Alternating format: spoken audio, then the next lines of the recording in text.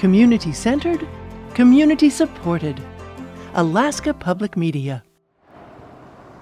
The modest exterior of the National Tsunami Warning Center gives little hint to the critically important international work that goes on inside. 24 hours a day, 7 days a week, scientists here monitor the world's oceans for seismic activity that could trigger a tsunami watch or warning. Decisions made in minutes can mean the difference between lives saved or lost. But if this were a larger event, you could see we're 7.5 hours in. Acting scientist and operations officer Kara Sterling says when an alarm goes off, the earthquake is located in the Kermadec Islands, New Zealand. The scientists start reviewing seismic data to look for activity that indicates an earthquake. And then we're doing some analysis over in this screen. She gives the example of a 6.3 earthquake that happened in the Aleutians earlier in the day. When we start analyzing the data, seeing if, it's a real event, where is it located, how large is it? And a lot of that is really the criteria that we need to take that next step is, do we need to issue something? Is this an event of concern for our area of responsibility? The Tsunami Warning Center monitors and is responsible for issuing warnings for the continental United States, Alaska, and Canada. And they employ an international system in order to do that. Warning Center physical scientist Michael Berge says because they monitor earthquakes worldwide, they take different action depending on the location. For example, south of Alaska, people may want information on a magnitude 4 earthquake, but in the Aleutian Islands, a 4 is a yawner. Tsunamis can travel across an entire ocean, so Warning Center staff need to monitor events around the world.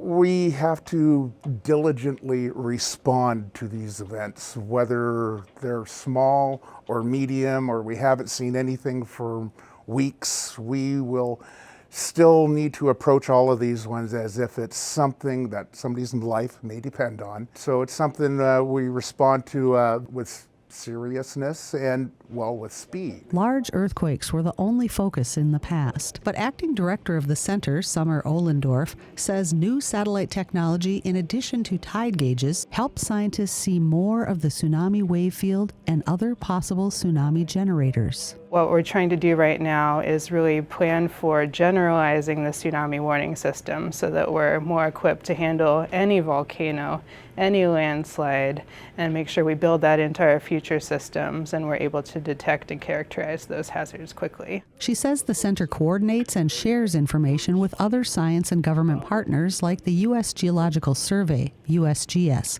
to monitor landslide risk and volcanoes that are capable of producing tsunamis, and ensuring they have the instruments in place to monitor terrain. There's kind of a dance that we need to do between being aware of what's possible and then being aware of things as they're happening, because we can't possibly account for all potential hazards and situations. Increasing temperatures and precipitation in Alaska has elevated landslide risk with the potential to trigger a tsunami. Southeast communities have experienced 4 deadly landslides since 2015, and Berge says the Barry Arm area in Prince William Sound is being closely watched because of the threat of a large slide triggering a tsunami that could hit Whittier. We have a very quick response time to beat what could be a very surprising wave arriving on shore.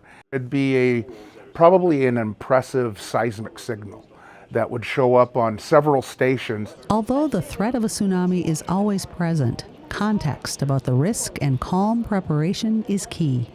Berge stresses the importance of paying attention to the notices. It's really important that people don't wonder, what should we do with this tsunami warning? Because they need to take our word for it. They need to drop what they're doing and they need to go now. Go now. The key takeaway from the center's communication strategy.